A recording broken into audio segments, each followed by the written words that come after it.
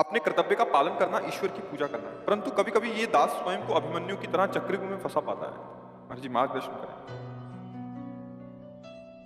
हम स्वयं में फंसते हमें कोई फांस नहीं सकता। किसका है?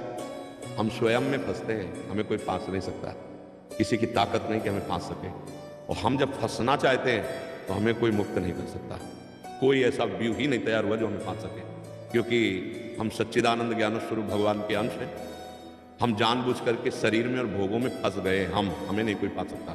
अब जैसे आप उसे विस्तार में ले जाएं कि हम नहीं चाहते कि हम गलत न्याय करें, तो कोई हमको धमकी दे या कोई हम पर व्यवस्था बनाए, ऐसी किसी की ताकत नहीं है। यदि आप अपने कर्तव्य का पालन करते हैं और धर्म से चलते हैं तो इतना समझ लीजिए इस शरीर की मृत्यु एक बार ही होगी, 2 बार मरना नहीं पड़ेगा। धर्म के विरुद्ध ना तो हम न्याय कर सकते हैं किसी के प्रलोभन में और ना किसी के धमकाव में आकर। अब कौन सा व्यू आपको फांस सकता है? हाँ, आप फंस गए तो फिर बात अलग है कि अब अगर मैं इसका पक्ष नहीं लेता हूं तो मेरे बच्चे को अपहरण कर लिया जाएगा या ऐसा कर दिया जाएगा या मुझे गोली मार दी जाएगी। ये बात आप फंस रहे हैं सोच करके, या कोई प्रलोभन आ गया तो उसमें आप फंस रहे हैं। नहीं, आपको कौन फंसा सकता है? आप स्पष्ट बोलिए, किसी की ताकत है आपको फंसा सके? यदि आप अपने पद, हम लोगों का काम जो सत्य की खोज करना है जी, लेकिन बड़ा छल प्रपंच है। आपको इस विषय पे केवल प्रमाण वकील होते हैं। वो जो आपको देते हैं उनको दंड मिलेगा। अगर वो आपके सामने प्रमाण साबित कर रहे हैं, आपको प्रमाण मिल चुके हैं, तो आपको न्याय प्रमाण के अनुसार ही करना होगा। आप स्वेच्छा से नहीं कर सकते। आपका प्रमाण ही न्याय करवाएगा। जो दे रहे हैं, अगर वो गलत दे रहे हैं तो अधर्म का भोक्ता वो बनेगा। आप उन प्रमाणों के अनुसार देख करके न्याय कर रहे हैं, फिर आपको फंसा कौन सकता है? आपके सामने प्रमाण होते हैं तभी आप न्याय देते हैं। क्यों बोलिए? आप प्रमाण को ही तो साक्षी मानते हैं ना। आपने उस दृश्य को नहीं देखा। आप उस केस के सबूत जब सामने पेश किए जाते हैं तभी तो आप उन्हीं के आधार पर दंड देते हैं। तो उस समय आप भगवान को याद कीजिए और प्रभु को कि हे सर्वज्ञ प्रभु, मेरे सामने साक्षी उपस्थित हैं। अब ये अपराधी है कि नहीं, साक्ष्य साबित कर रहे हैं कि अपराधी है, तो अब मुझे कानून के अनुसार जो दंड होता है वो देना पड़ेगा। ये आप जाने कि वो अपराधी है कि नहीं, साक्ष्य हमारे सामने पेश किए गए हैं, बस आप निर्विकार हैं, आपको कोई फांस नहीं सकता। यदि प्रलोभन और भय में आप निर्णय करते हैं, आप दोषी माने जाएंगे।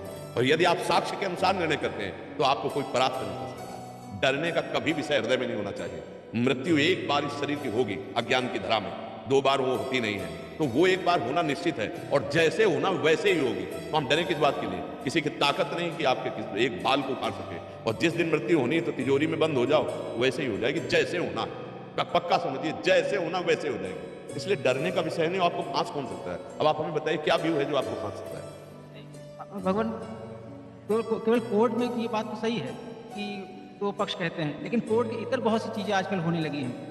अब उनका हमको ज्ञान नहीं, क्योंकि हम जज भगवत पर ही ऐसा आरोप लगा देना है, जज के साथ ऐसे कर देना, वो ज्यादा कठिन हो गया। तो हमारे साथ ही वो छल कपट कर लेते हैं। वो जिम्मेदारी कोर्ट वाली तो समस्या नहीं है कि 2 पक्ष ने कहा और हमने उसको अपने। अब चूंकि हम कभी गृहस्थ में गए नहीं, व्यवहार का हमें ज्ञान, हम तो केवल जो बात सामने आपने मान लो जज, तो हम केवल उतने विषय को जान रहे हैं। अब आप जैसे हमें जानकारी करवा रहे हैं, तो इसमें अगर आप गलत नहीं हो तो आपको फंसाया जा सकता है। आप आजकल यही बहुत होने लगा भगवान। अच्छा। ये सब अब इतना आसान नहीं रह गया। पहले होता था कि एक पक्ष सही बोलता था, एक झूठ बोलता था। अब दोनों ही झूठ बोलते हैं और उसके अलावा पूरे प्रपंच रचते हैं, छल कपट होता है। वैसे मुझे लगता है कि अगर हम प्रभु का आश्रय लिए हैं और सत्य पे चलते तो मुझे झुका तो कोई नहीं सकता। हाँ, फंसाने का प्रयास कर सकता है, ये तो बात है।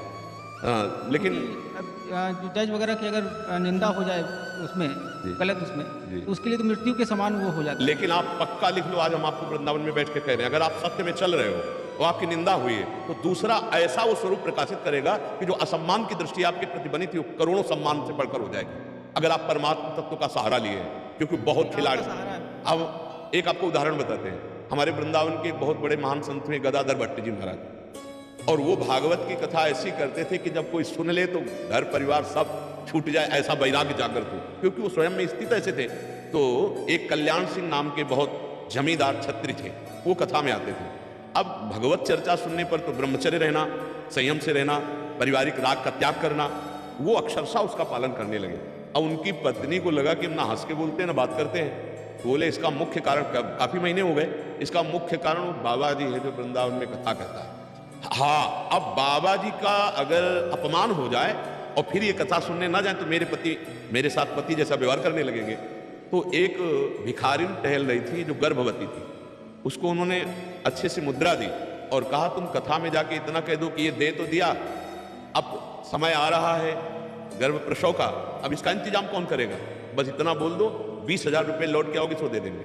और 500 वर्ष पहले 20,000 रुपये बहुत कीमत। वो जमींदार थी, धनी की पत्नी थी, तो उसने सोचा पति मिल जाए बढ़िया बात है, नहीं तो बाबा जी के चक्कर में हमारा पति हमसे बोलना भी बंद कर दिया। अब भरी सभा में कथा हो रही, वो वहां पहुंची और उसने कहा कि ए पंडित जी, पहले आके ये तो दे गए और अब गर्भ का समय आ रहा प्रसव का, और अब आप आना बंद कर दिए।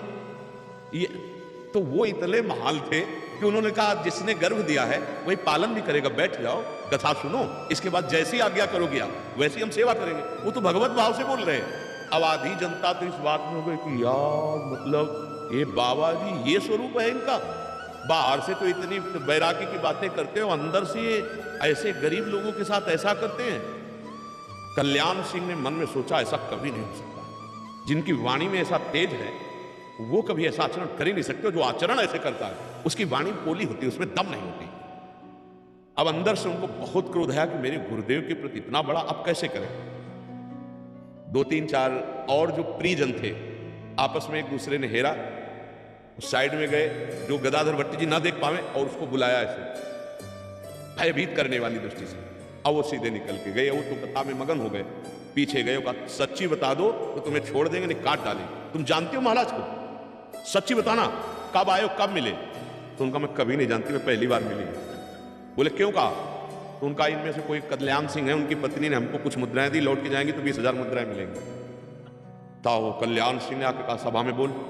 तब सभा में बुलवाया, सब लोगों की श्रद्धा बनी और भी बड़ी श्रद्धा उनके प्रति बनी। तो मेरी प्रार्थना है कि अगर कोई ब्लेम लगाता है आपको तो माना थोड़ी देर के लिए आपकी यश में मलिनता वाली बात आई, लेकिन वो परमात्मा आपको ऐसे जगह प्रकाशित करेगा कि आप देख लेना वो मलिनता आपको छू नहीं सकती। नहीं तो धर्म और सत्य की फिर महिमा क्या रह जाएगी? फिर तो हम डर कर असत्य में चल पड़ेंगे ना, कि अब हम आपको, वो अंग्रेजी में शब्द ब्लैकमेल, अगर हम किसी तरह से ब्लैकमेल कर रहे हैं आप आ गए तो अधर्म बन जाएगा। फिर नहीं, डरना नहीं, डरना केवल उसी में और डर नहीं है सत्य में, केवल यही है आज की परिवार। नहीं, आपकी बात समझ रहे हैं कि अगर एक बार किसी भी पवित्र आत्मा के ऊपर न्याय विभाग में आप हो और आपको ये हो जाए कि लगने वाली बात है, लेकिन आप चिंता न करें, सबके ऊपर एक है आपको नहीं डरना है।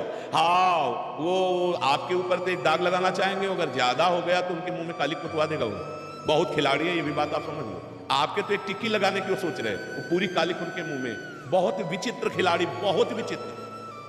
अपनी जानकारी और अपने हाथ से ऐसा कर्म बन जाएगा कि सभा में भारी बेइज्जती हो जाएगी। बात समझ लेना, जो आपको फंसाना चाहते हैं उनके ऊपर भी कोई है।